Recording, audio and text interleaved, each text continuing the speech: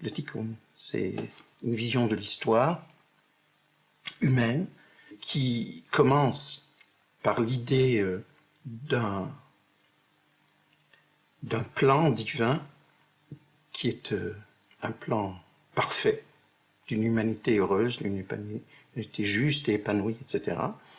Et puis qu'à tout à l'origine, enfin, immédiatement après le premier instant de la création, tout de suite, quoi, quelque chose s'est cassé dans la réalité, tout de suite, ce qu'on appelle la brisure des vases, c'est-à-dire que la réalité est apparue comme elle est aujourd'hui, dans son imperfection, avec des petits bouts de vérité répartis un peu partout, et personne n'a tout à fait raison, personne n'a tout à fait tort, personne n'est tout à fait bon, personne n'est tout à fait méchant, mais il y a une confusion terrible, et les éclats de lumière originelle, quoi, qui étaient dans ces vases, de la lumière divine, se sont répandus de par le monde, partout, et jusque dans les âmes des hommes, et dans les animaux, et dans les objets, jusque dans la moindre pierre, il y a des étincelles comme ça.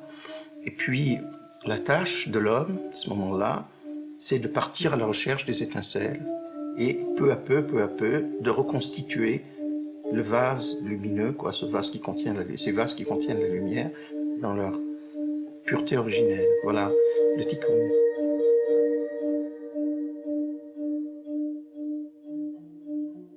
C'est l'idéal de la restitution d'un monde à la fois originel, mais quand même aussi utopique, parce qu'à travers toute cette histoire, les choses se sont changées aussi.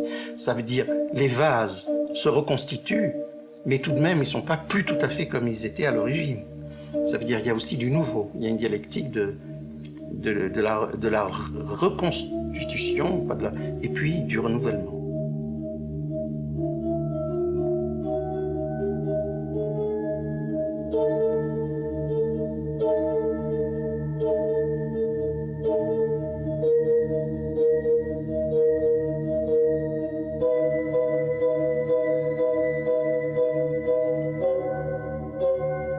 Chaque individu peut contribuer dans la mesure où il accomplit la loi, dans la mesure où il respecte le principe religieux et éthique du judaïsme.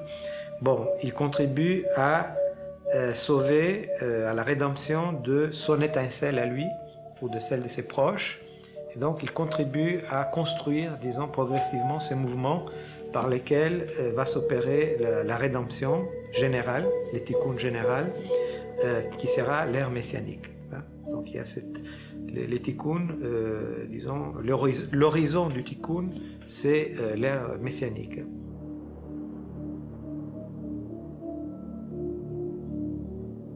Mais ce qu'il y a d'intéressant dans la Kabbalah lurianique, c'est l'idée que le Messie, on ne l'attend pas les bras croisés. C'est-à-dire, il y a une vision, enfin, disons, dans le judaïsme, il y a deux traditions. Dans le messianisme juif, il y a deux traditions.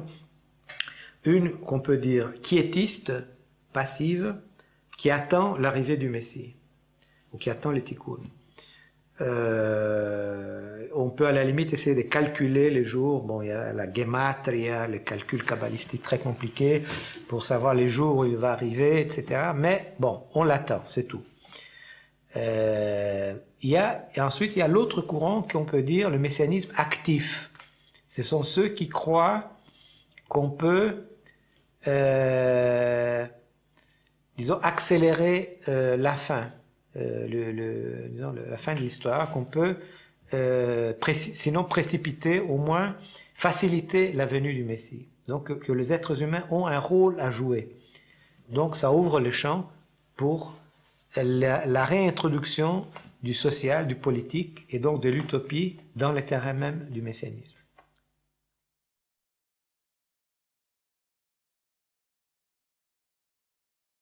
Et donc, il ne s'agit pas simplement de réparer sa propre conscience, mais de, disons, cette travail sur sa propre conscience n'est que le premier pas pour une action commune, une action collective, visant à créer les conditions favorables à l'avènement de l'ère messianique. Par exemple, en créant une authentique communauté humaine.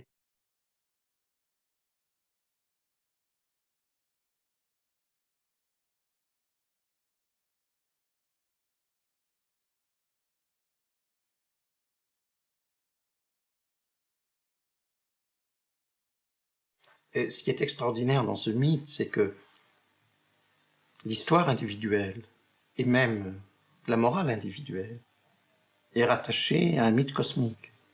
C'est une façon de dire, mais ce n'est pas seulement profitable d'être bien, ce n'est pas seulement souhaitable, ce n'est pas seulement un impératif catégorique gratuit, mais ça s'inscrit dans la structure même du réel, dans le désir de transformer le monde, et en se transformant soi-même, transformer le monde, etc. Parce que c'est la structure même sous-jacente au réel. C'est la réconciliation de la morale et de l'ontologie, à travers une mythologie, quoi. C'est sublime comme mythe. Et alors, toute la tradition juive, depuis la Kabbale laurianique, les rites juifs sont organisés autour de cette idée-là. C'est-à-dire, avant chaque bénédiction, depuis l'Oria, en tout cas les communautés influencées par le chassidisme ou par la Kabbale, les communautés sfarades, disent un petit texte qui dit ce que je vais faire maintenant, c'est pour réunifier les mondes, etc., etc.